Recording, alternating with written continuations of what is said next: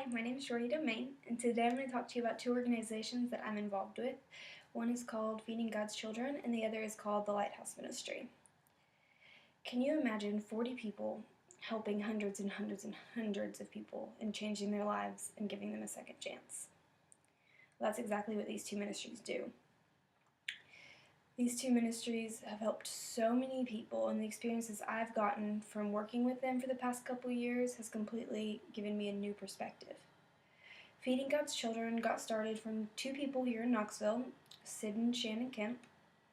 They felt God calling them to help kids. And so they started off in Guatemala. My church does a lot with Guatemala, and so they've been really involved with that. And so they went to Guatemala and they started a sponsorship program where you can pay a monthly fee and sponsor a child in Guatemala that doesn't have the money to support them, or their parents don't have the money to support themselves. They don't have food, they don't have clean water, they don't have health care, and so this money goes towards that and helps give them a life, basically. And so they started that, and then they felt God calling them to help out here in their own community. And so in Appalachia, Kentucky, or Pineville, Kentucky, they started a sponsorship program there. And they met Shannon Teeny, and she's over the Lighthouse Ministry. So they kind of started getting involved there a little bit, and they've also started some stuff here in Knoxville. They've started working with different organizations and gotten involved in a few, but especially the Lighthouse Ministry they've really become a part of. And the Lighthouse Ministry is in Pineville, Kentucky, like I said. It does so many incredible things. It's out of a church of 40 people.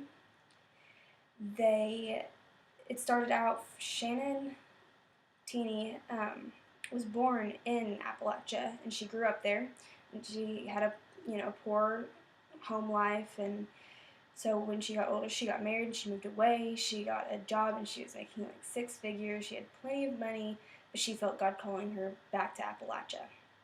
And so even though it was such a struggle, she ended up quitting her job and moving back to Appalachia, and she started this ministry called the Lighthouse Ministry.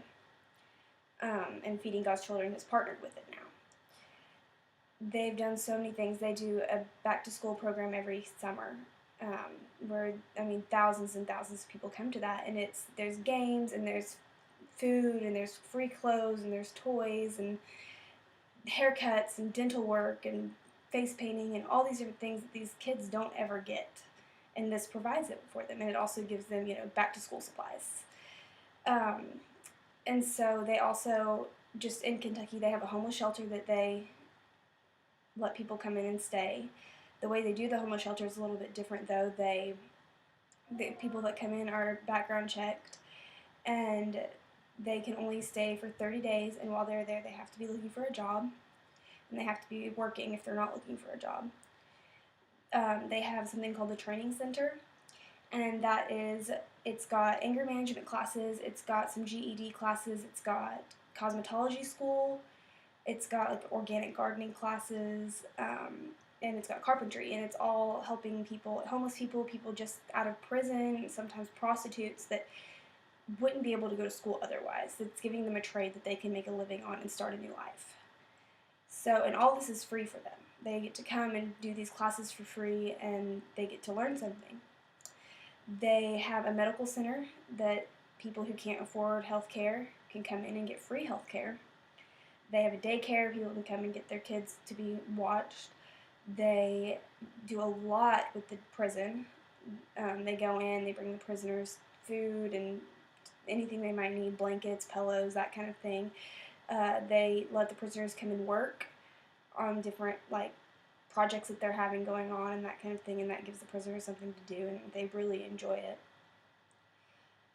They always do Christmas programs, they do Easter programs. We just came back from an Easter program where we got to do Easter egg hunts with the kids, and we got to do crafts, and we got to tell the story of Jesus, and it was just so cool to see how much fun those kids were having. We got to sit in the bleachers with them and hang out with them, and their eyes just lit up because they were so excited. The Lighthouse Ministry does an internship program every summer, and that I'm going this summer, and we will be heading up the backpack program, the back-to-school program, and we'll be doing that. And they do a backpack program every week.